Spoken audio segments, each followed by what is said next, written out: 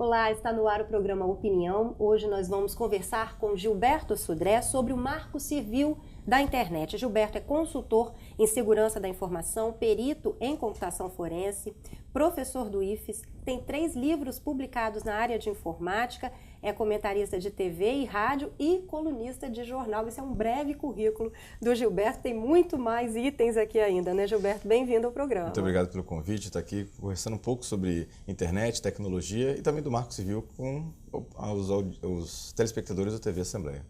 Pois é, tramita na Câmara Federal o projeto de lei que consolida, né, o Marco Civil da Internet, estabelecendo direitos civis para o universo virtual. Ele já está sendo considerado, inclusive, a Constituição da internet, né? O que seriam esses direitos civis no universo virtual? Exatamente. O Marco Civil ele é considerado a Constituição da internet, no caso do âmbito brasileiro. O que ele deve determinar? Ou seja, quais são os direitos civis? O Marco Civil ele vai definir claramente as responsabilidades dos agentes que fazem parte da internet no Brasil. Por exemplo, os usuários, quais são seus direitos e deveres, os prestadores de serviço de acesso à internet, então aquelas empresas que você compra a internet delas, que vai até a sua casa, ou que vai até o seu celular, ou o seu notebook, e também aos prestadores de serviço de informação, aqueles chamados de provedores de informação. São aquelas empresas que vão fornecer as informações. A gente tem vários portais de informação, portais de notícias, mecanismos de busca. Essas empresas elas também têm alguns direitos e alguns deveres em relação à internet como um todo. Então o Marco Civil ele vai, de certa forma, definir o papel de cada um deles e as responsabilidades que cada um desses agentes tem que ter no âmbito da internet. A internet deixaria então de ser uma terra sem lei, como ela é conhecida, né? Na verdade, essa questão é uma boa colocação. Ou seja, a internet não é bem uma terra sem lei, porque ela já tem hoje algumas leis, por exemplo, do Código Penal, que são aplicáveis na internet. Então, o direito digital, né, também? Também, mas antes de a gente ter as leis do direito digital, a gente já tem uma série de leis hoje que já são aplicáveis na internet. Por exemplo, quando você manda um e-mail, por exemplo, alguém manda um e-mail para outra pessoa fazendo algum tipo de ameaça, né? Isso já é um crime tipificado no Código Penal e pode ser aplicado no mundo virtual. A mesma situação quando alguém cria um perfil ou cria uma comunidade numa rede social que tem algum tipo de conteúdo preconceituoso ou de discriminação, né, ou de apologia ao crime. Todos esses tipos de ações, né, ou seja, podem ser tipificadas em vários crimes que já constam no Código Penal e essa pessoa pode ser indiciada, pode ser presa por causa disso. Então, ou seja, óbvio que no Código Penal tem uma série de leis que já podem ser aplicadas no mundo virtual, mas o mundo virtual traz novos agentes, né, novos bens jurídicos que precisam ser definidos. E para isso aqui a gente precisa de algumas leis adicionais que dão esse tipo de tratamento. Ou seja, no caso das leis, tem agora, né, recentemente, as leis que foram sancionadas pela presidente Dilma, que tratam especificamente de crimes digitais. Né, e nesse caso, essas leis definem alguns novos tipos de crimes que só acontecem no mundo virtual, por exemplo. Para isso. Mas o Marco Civil seria uma forma de regulamentar, como você falou, os vários agentes envolvidos, né, a atuação, o papel de cada um, justamente para evitar que tantos crimes aconteçam. Na verdade, dá responsabilidade a cada um deles, né? Agora, essas leis, recentes leis, elas foram sancionadas e elas definem alguns tipos de crimes. Por exemplo, o crime de você invadir o computador de alguém, né? Esse crime de invasão, até essas leis serem sancionadas, esse crime não existia. Ou seja, entrar no computador de uma outra pessoa não era considerado no Brasil um crime. Tanto, a gente pode dar um exemplo aqui da Carolina Dickmann. Da atriz, né? Exatamente. Ela teve suas fotos, teve seu computador invadido, as suas fotos foram subtraídas do computador dela e foram divulgadas na internet. Isso, até a situação atual, isso não é um crime. A invasão do computador dela não foi um crime. Os culpados foram condenados e foram presos, indiciados num outro tipo de crime, que é o crime de extorsão. Não era o crime de invasão, porque até o momento dessa ação dos bandidos, né, dos hackers, desse episódio, né? Eles não tinham uma lei específica para isso. Agora temos, né? Na verdade, essa lei agora já pode indiciar pessoas que invadem outros computadores, né, estando eles ligados à internet ou não. Por isso que ficou conhecido como Lei Carolina Dickmann, né? Exatamente. Quem vai ser diretamente atingido por esse marco civil? Toda a sociedade? Toda a sociedade. Todos os usuários que fazem uso da internet, todas as empresas que prestam serviço para a internet ou ligados à internet, todos eles vão ter algum tipo de responsabilidade, seja ele no âmbito da privacidade, seja ele no âmbito da prestação de serviço ou das ações que fazem na internet. Todas as pessoas vão ser afetadas pelo Marco Civil. Daí a importância dele, então, para toda a sociedade, né? Exatamente. É um documento muito importante, né? E o Brasil, inclusive, é um dos pioneiros nessa situação de definir esse tipo de papel, né? De regular esse tipo de papel. É um documento, apesar de ter algumas questões ainda que não são tão interessantes para os usuários, mas é um documento importante para a gente ter exatamente essa definição do que é a internet para o brasileiro. Quais os países que já têm esse marco civil? Os maiores usuários da internet, Estados Unidos, alguns países da Europa, já têm algum tipo de regulamentação ou de regulação nesse sentido, né? Mas a grande maioria dos países não tem nada dessa natureza, o que definem as responsabilidades desses usuários ou dos prestadores de serviço.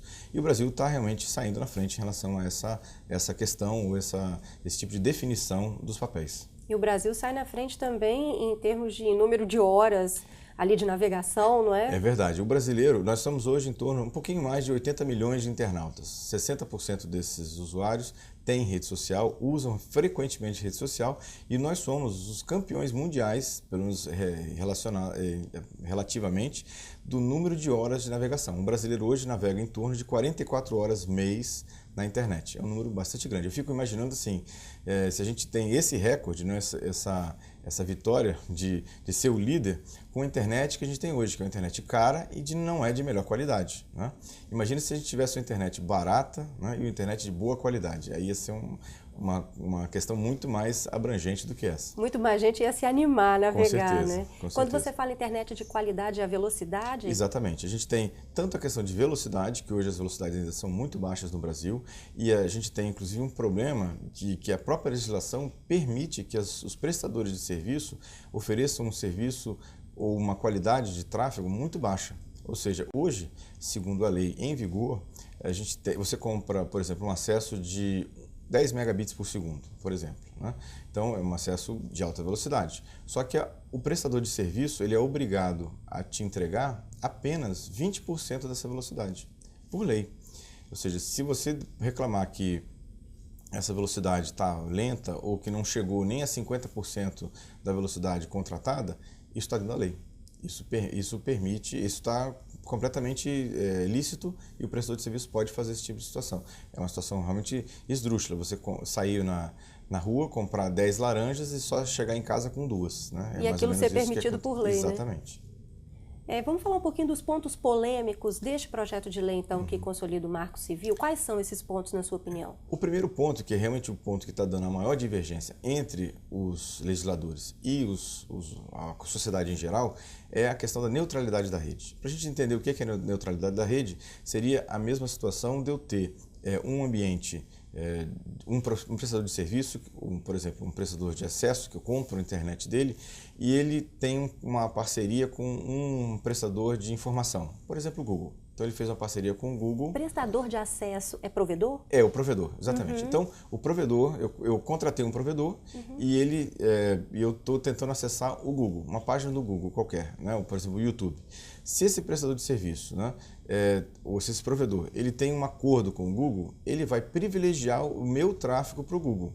Se eu for acessar um vídeo de um outro site, como o Vimeo, por exemplo, que é concorrente do YouTube, esse provedor pode abaixar a velocidade do meu acesso para o Vimeo privilegiando o acesso do YouTube. Ou seja, a rede, né, ela não é democrática. Mas o usuário não sabe disso. Não sabe disso. Então, isso se eu não tenho a neutralidade da rede. É como se tivesse uma estrada, eu tenho vários carros, e o dono da estrada definisse qual é a velocidade máxima de cada carro. O carro da marca A vai andar mais rápido que o carro da marca B.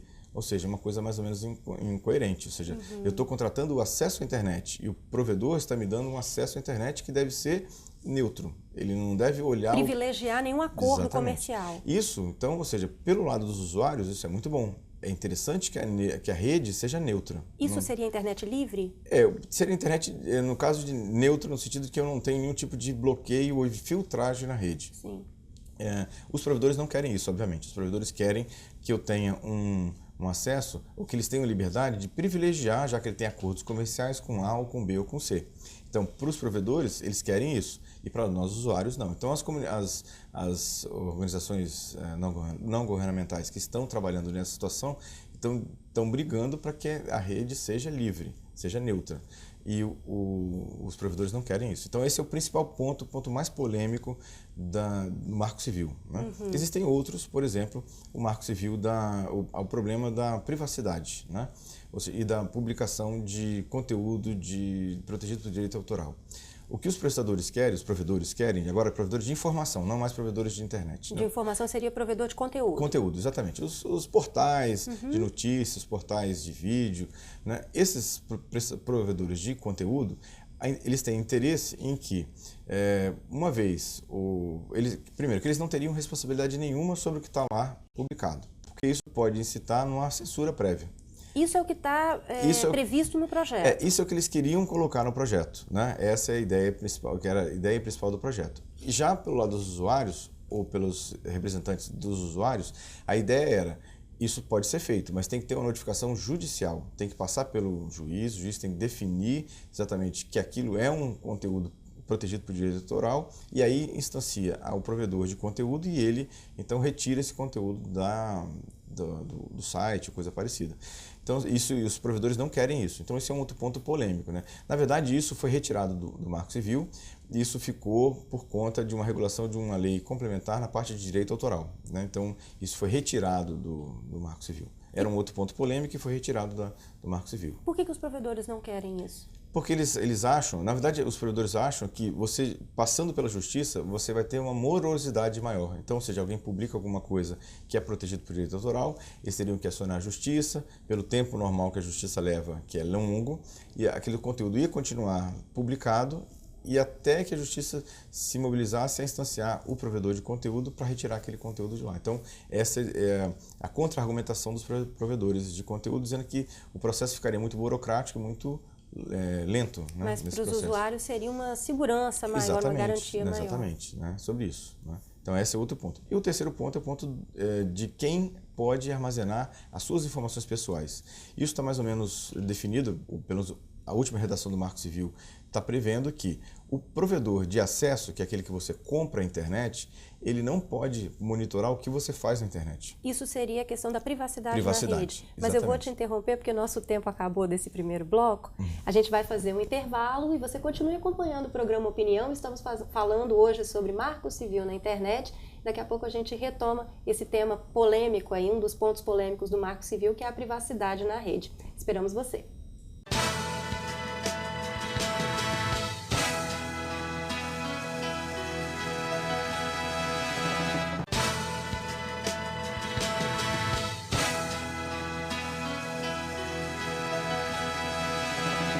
Opinião está de volta, estamos falando hoje sobre o Marco Civil da Internet e o nosso convidado é o Gilberto Sudré, que é consultor em segurança da informação, perito em computação forense, professor do IFES, tem 3 livros publicados na área de informática, é comentarista de TV e rádio e é colunista de jornal. Gilberto, a gente terminou falando sobre a privacidade, que é um dos pontos polêmicos desse projeto que consolida o Marco Civil da Internet, né? Então detalha pra gente o porquê. Exatamente. O Marco Civil, ele define quem pode guardar informações ao nosso respeito, ao respeito do internauta.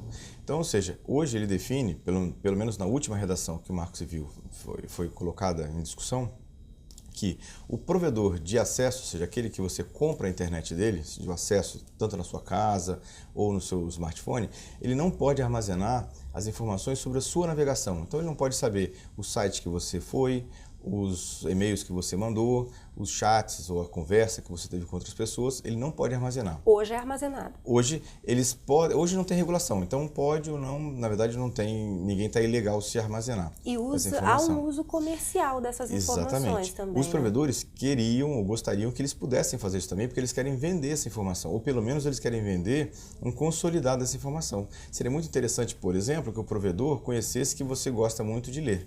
E aí ele vai vender o seu cadastro para as livrarias ou para as editoras. Eles querem fazer esse tipo de informação. Então, pela redação atual do Marco Civil, eles não podem fazer isso. Quem pode armazenar suas informações de navegação são os provedores de conteúdo. São aqueles portais onde você acessa a informação e eles podem, então, armazenar. Isso também é um ponto polêmico, porque os provedores de acesso querem ter essa informação, querem ter acesso a essa informação. E os legisladores não querem deixar, o que, na minha visão, é correto. Ou seja, porque o provedor de acesso, na verdade, ele é um caminho, ele só é estrada. Ele não tem que ficar sabendo para onde que o carro vai, ele só tem que dar o acesso para que eu chegue até o meu destino. Essa é a ideia. Então esse é outro ponto polêmico também. Em relação aos logs, que esses registros de navegação, também tem uma definição no Marco Civil de que tem um tempo pré-determinado, de 2 anos ou até 5 anos, dependendo da situação, para que os provedores de conteúdo mantenham essa informação. E aí por uma questão de investigação. Caso aconteça algum ilícito na rede, os peritos ou a justiça possa retroagir e saber exatamente quem fez o que e aonde, né? Esse é um outro tema também interessante de a gente abordar, que é um mito. Ou seja, as pessoas muitas vezes encaram ou acham que a internet é uma terra de ninguém e anônima. Na verdade, cada vez mais, né, é mais difícil você ter anonimato na internet, porque tudo que você faz na rede, de alguma maneira, ele é armazenado, ou é logado, há um rastro, você deixa um rastro na rede. É o que a gente chama de pegada digital. Você anda pela internet, você deixa uma pegada digital pelos locais onde você vai. E isso depois o investigador ele vai fazer esse caminho de volta e saber exatamente onde você esteve dentro da internet. Cada vez só nesses casos em que há uma interferência da justiça. Exatamente. Né? É uma quebra de sigilo. Então essa quebra de sigilo também necessita de ter mandado judicial, como uma quebra de sigilo financeiro ou telefônico. Da mesma forma, é uma quebra de sigilo que precisa de um envolvimento da justiça. Mas, de certa forma, o usuário se sente vulnerável, né? Sabendo que Exatamente. Toda a navegação dele está rastreada ali. Exatamente. E a gente, muitas vezes, esse é um outro ponto importante que os usuários têm que tomar consciência disso, a gente abre mão voluntariamente da nossa privacidade. Quando? Quando a gente, por exemplo, usa serviços como Gmail, Facebook, Hotmail. Quando você vai fazer uma conta num desses provedores de conteúdo ou rede social, tem um texto que normalmente ninguém lê, né, que você passa direto e clica lá que aceitou, mas ali dentro tem cláusulas dizendo que você está abrindo mão voluntariamente da sua privacidade. Então, por exemplo, a gente dá um exemplo aqui bem prático. Quando você recebe um e-mail no Gmail, quem não prestou atenção, eu sugiro que faça. Quando você abrir o e-mail no Gmail, olha na coluna da direita, tem algumas propagandas normalmente. Essas propagandas normalmente têm a ver com o tema do e-mail. Não é coincidência. É que quando você cria uma conta no Gmail, você abriu mão para o Gmail do direito deles olharem, na verdade não é uma pessoa, é um programa. O conteúdo do seu e-mail. E ele direciona propagandas relativas ou com um tema similar ao que está no seu e-mail. Ou seja, sua privacidade já está sendo violada, né, voluntariamente em relação a isso. Bom, esses são os... aliás, agora a gente falou de um dos pontos polêmicos, né? Anteriormente tínhamos falado de outros dois, que são seriam, né, a neutralidade e os direitos autorais. Isso. Esse projeto do Marco Civil, ele vem encontrando resistência. Muita resistência. Principalmente dos setores envolvidos diretamente com a questão dos direitos autorais e da neutralidade da rede, que seriam as empresas de telecomunicações. Exatamente. Né? Tanto, no caso da neutralidade da rede, encontra resistência nos provedores de acesso e do direito autoral dos provedores de conteúdo. Então, ou seja, tem muita gente que está incomodada com o Marco Civil e por isso que a gente está vendo aí várias vezes o projeto sendo colocado em votação e não consegue acordo e prorroga-se por várias vezes. Há um lobby das empresas, né? Fortíssimo em impedir, pelo menos que ele seja votado da forma com que ele está escrito hoje, né? O que você acha que ficou faltando no texto desse projeto? Algumas questões, tanto da privacidade, né, ou seja, de estender esse direito à privacidade, de como é que é esse armazenamento dos logs, de como é que os logs vão ser protegidos, porque, de uma certa maneira, isso vai estar dentro do provedor. E como é que isso vai ser tratado, né? dentro do provedor. A questão de anonimato da rede, né? Como é que isso é tratado, como é que isso vai ser levado nessa questão. Dados criptografados, como é que isso vai ser tratado também, ou seja, se eu armazeno uma informação criptografada na rede, isso é possível, não é? Tem uma série de temas que ainda realmente não foram abordados. Hoje, como o texto está, ele é um texto bom, né?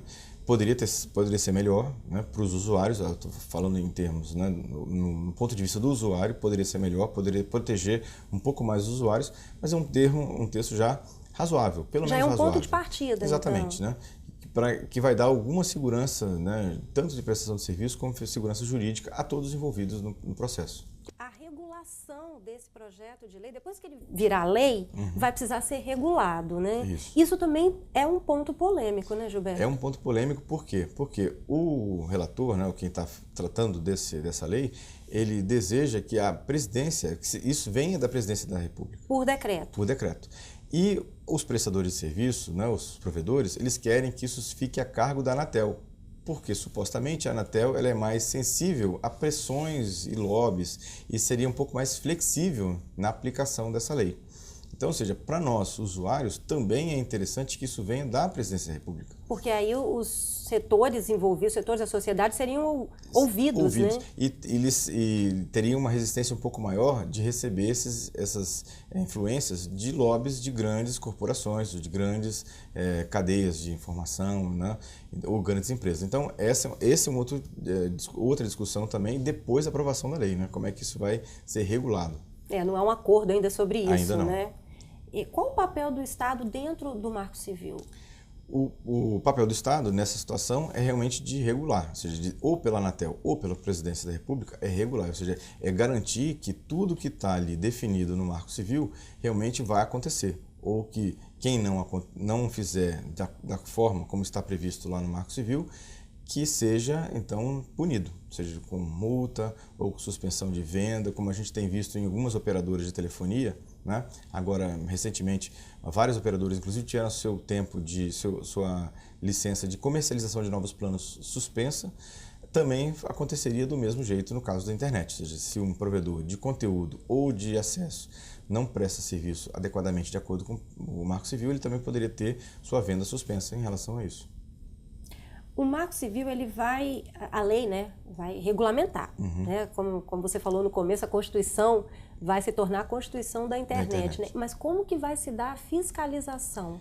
Então, esse é outro ponto também. Para que a lei seja cumprida, quem vai vigiar isso? Quem vai vigiar? A Anatel vigiaria isso ou então seria a cargo da própria presidência, que faria essa fiscalização?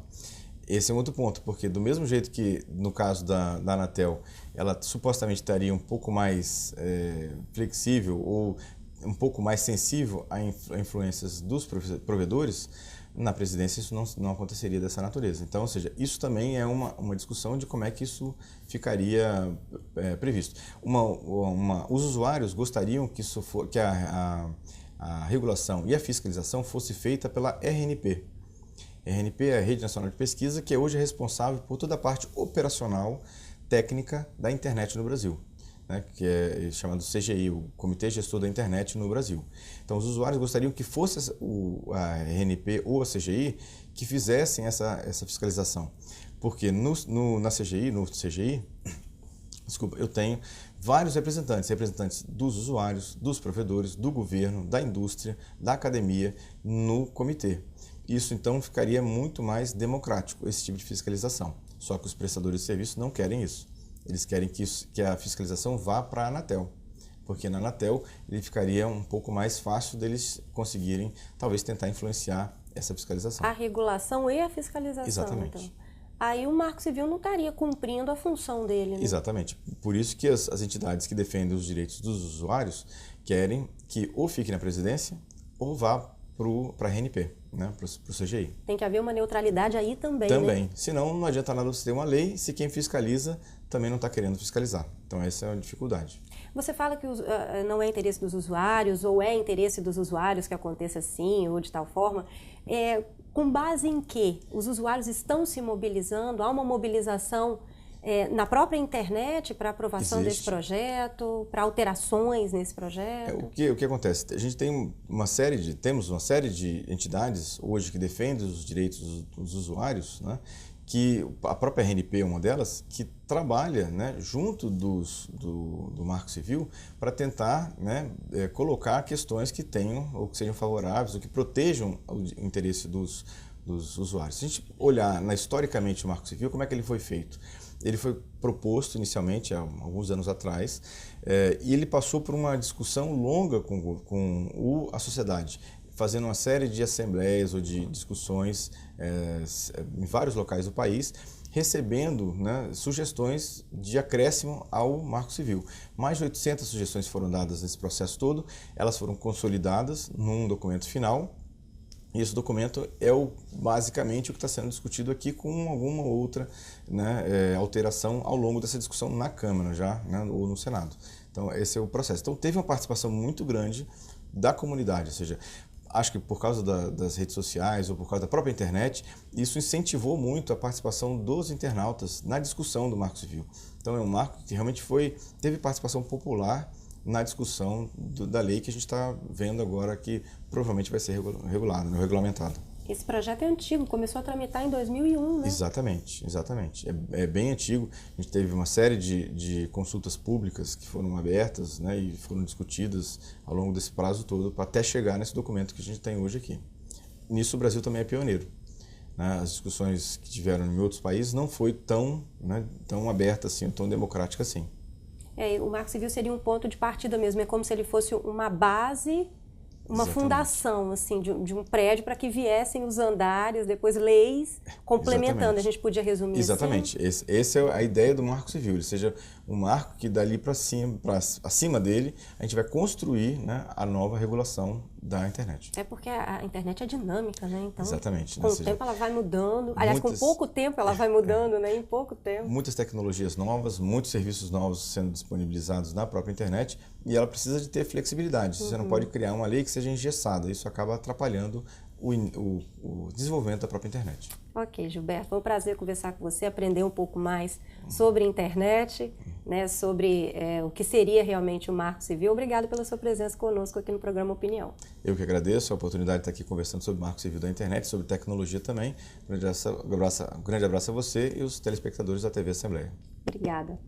Este foi o programa Opinião. Hoje nós falamos sobre o Marco Civil da Internet. Nosso convidado foi Gilberto Sudré, que é consultor em segurança de informação, perito em computação forense, professor do IFES, tem 3 livros publicados na área de informática, é comentarista de TV e rádio e colunista de jornal.